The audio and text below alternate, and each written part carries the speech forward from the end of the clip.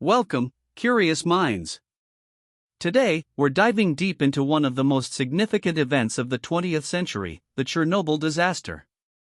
It's a story of science, human error, and incredible resilience, but also a stark reminder of the immense power we harness.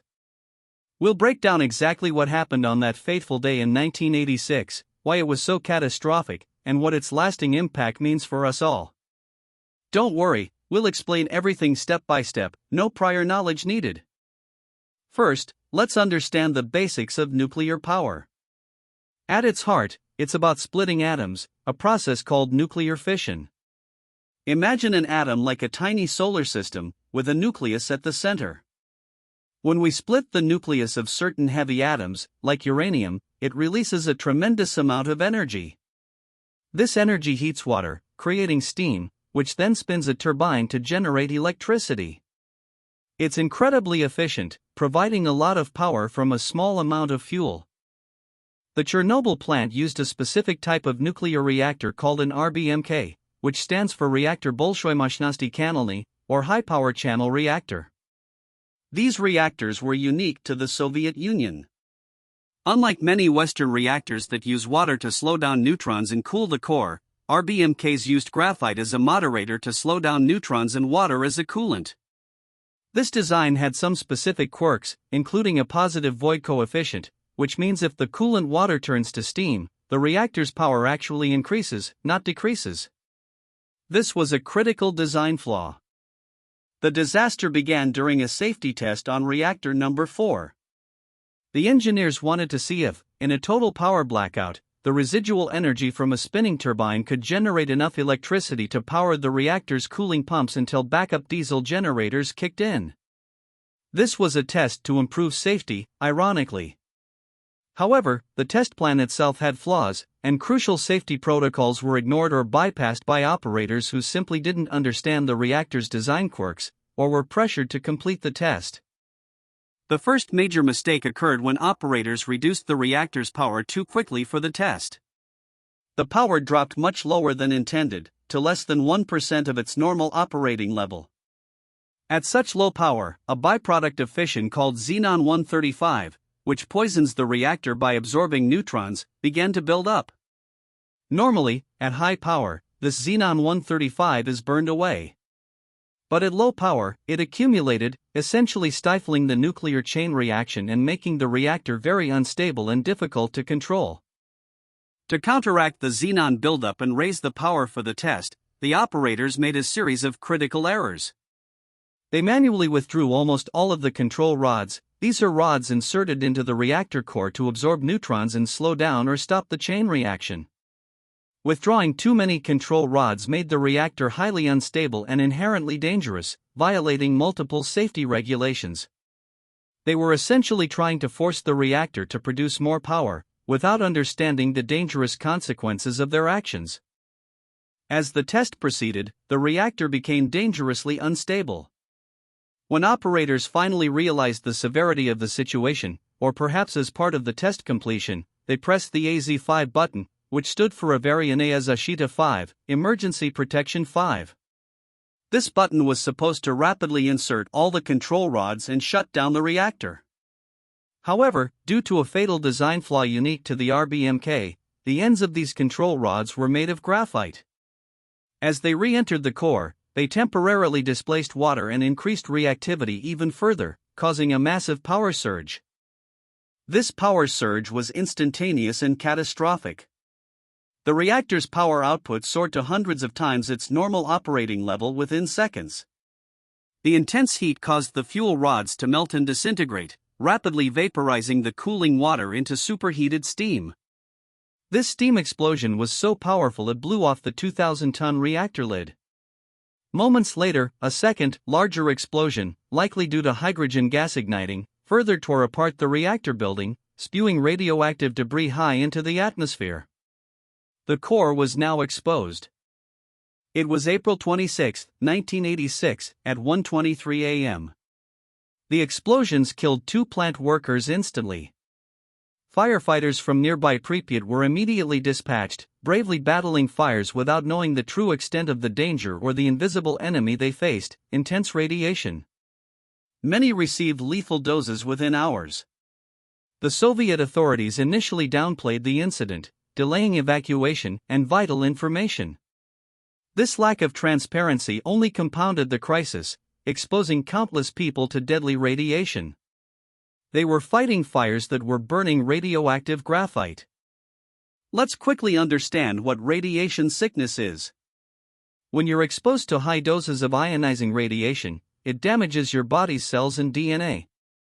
Think of it like a microscopic wrecking ball hitting your body's building blocks. Symptoms can range from nausea and vomiting to skin burns, hair loss, and damage to internal organs like bone marrow, leading to a compromised immune system. In severe cases, it's fatal within days or weeks. The firefighters and plant workers were exposed to incredible levels, experiencing acute radiation syndrome. The nearby city of Pripyat, built specifically for Chernobyl plant workers and their families, was initially told to remain indoors. But as radiation levels soared, a full evacuation was finally ordered almost 36 hours after the explosion. Residents were told to pack only essential documents, some food, and their most needed clothes, thinking they'd return in 3 days. They left everything behind, and never returned. Over 100,000 people from Pripyat and surrounding areas were eventually evacuated, a massive undertaking that turned thriving communities into ghost towns overnight. As the world grappled with the unfolding crisis, an army of liquidators stepped forward. These were hundreds of thousands of military personnel, firefighters, scientists, miners, and civilians who worked to contain the disaster. They bravely risked their lives, often with minimal protection, to extinguish fires, decontaminate areas, and build a massive concrete sarcophagus over the destroyed reactor to contain the radiation. Their sacrifice was immense, with many suffering severe radiation sickness and long-term health issues. They were the unsung heroes who prevented an even greater catastrophe. The explosions at Chernobyl released an enormous cloud of radioactive particles high into the atmosphere. Prevailing winds carried this invisible, deadly plume across vast distances. Countries as far away as Sweden were the first to detect unusually high radiation levels, triggering international alarm. Europe, Scandinavia, and even parts of the UK saw radioactive fallout. Contamination affected agricultural land, food supplies, and water sources, leading to restrictions on farming and consumption for years, and even decades, in some areas. This wasn't just a local problem, it was a global one. To manage the widespread contamination, a 30-kilometer (18.6-mile) radius around the plant was designated as the Chernobyl exclusion zone. This is an area where human habitation is largely forbidden due to persistent high levels of radiation. It acts as a buffer zone, preventing human exposure and limiting the spread of radioactive materials. Today, it's a strange, haunting place where nature has begun to reclaim abandoned buildings and once bustling streets. While some limited activity, like scientific research and guided tours, occurs, it remains largely untouched by human activity, a testament to the disaster. The human cost of Chernobyl continues to be tallied. The most well-documented long-term health effect is a significant increase in thyroid cancer, especially among children who were exposed to radioactive iodine-131, often through contaminated milk. There's also an increased risk of other cancers like leukemia. While the exact total death toll is debated, thousands have suffered from chronic illnesses and psychological trauma. The long-lived isotopes like cesium-137 will continue to pose a health risk for centuries, impacting generations to come. Surprisingly, the Chernobyl exclusion zone has become a unique wildlife sanctuary.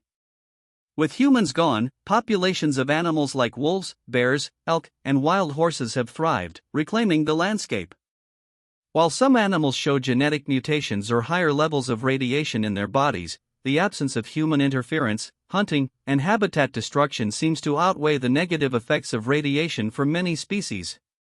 It's a bittersweet observation. A tragic human disaster has inadvertently created one of Europe's largest nature reserves. A fascinating, if unsettling, ecological experiment.